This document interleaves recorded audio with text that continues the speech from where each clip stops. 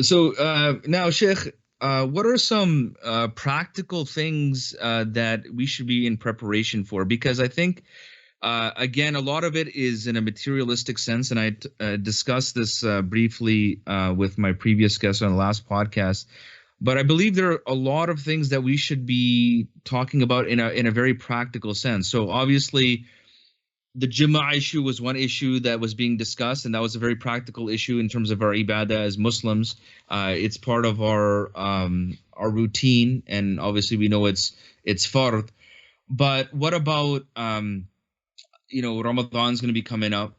So what are some issues in regards to Ramadan that we should be aware about? We should definitely be prepared for, because I know Muslims in the community that have died due to the illness. So, how is the janazah going to be affected by this? Is there going to be a different protocol, for washing the body, for the funeral prayer? So, these are some, I think, practical questions that, maybe we should get some insight. We have a lot of time. We need to prepare for it. Like even a will. A lot of people have never made a will. There's nothing in regards to that. And we know the hadith of Rasul Sallallahu Alaihi Wasallam, the importance of making wills.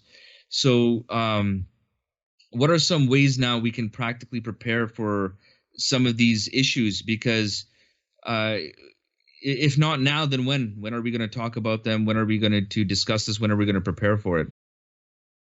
Sheikh, these issues are paramount, absolutely important, subhanAllah. And we tend to only think of them when a situation arises, when in fact it should be in our minds all the time. I'm talking about the will, the wasiyah.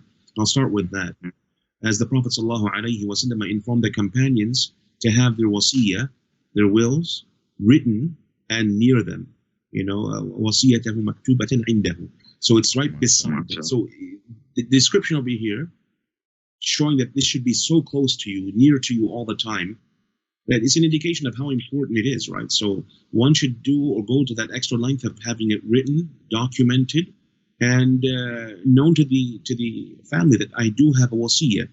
That's the one problem from we've all experienced deaths within the family, subhanAllah, and sometimes when members of families pass away, it's known that there was a wasiyah, but where is that wasiyah? Allahu a'lam. People were searching in the house looking for it, and it's as if it was hidden in some nook or cranny. No one knows about it, subhanAllah. So that it has to be something that people know of. It's clearly written, and in a place where everyone can get to when the time is, when the time is upon them, subhanAllah. So the wasiyah, it should be there. Now the wasiyah, the will itself, we're looking at different forms of wills. You have the Islamic will and you have the Canadian will. Islamic wills do hold up in the context of Canadian law as long as no one disputes it.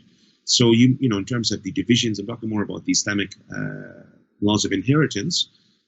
When all the family is together and they agree to it, no one can say no. It's all not happen. It'll occur exactly as written in the document. If there's a dispute that arises, that's when an issue may come up, and then they might take it back to the law and divide it in accordance to that. Allah understand. Anyways, the will should document any money that you owe to others. This is an important thing. People now, maybe on account of the economy, the situation, people might losing jobs, they have to document. I borrowed an X amount of money from so and so and so and so. And then clarify what he's given out. So if he's loaned something to someone, those things be documented as well.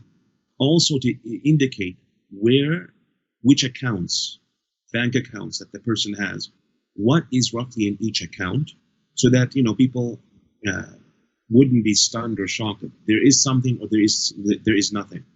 I would also advise people in a time like this, and it should be from before, that they, add someone to their account who would have access to the account, just in case that something does happen, there is someone else there that can open the account and, distribute the money, who's a trustworthy person, distribute it properly in accordance to the guidelines of the Islamic law.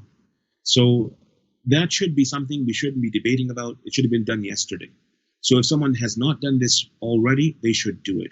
If you're asking, where do I get the Islamic will from? There are tons out there. Like I said, even if you don't use a certain document paper, just open up Word, write out these points, what you have, what you owe, the accounts, and put down the witnesses, and then they can attest to it. That piece of paper should suffice as long as there's no dispute.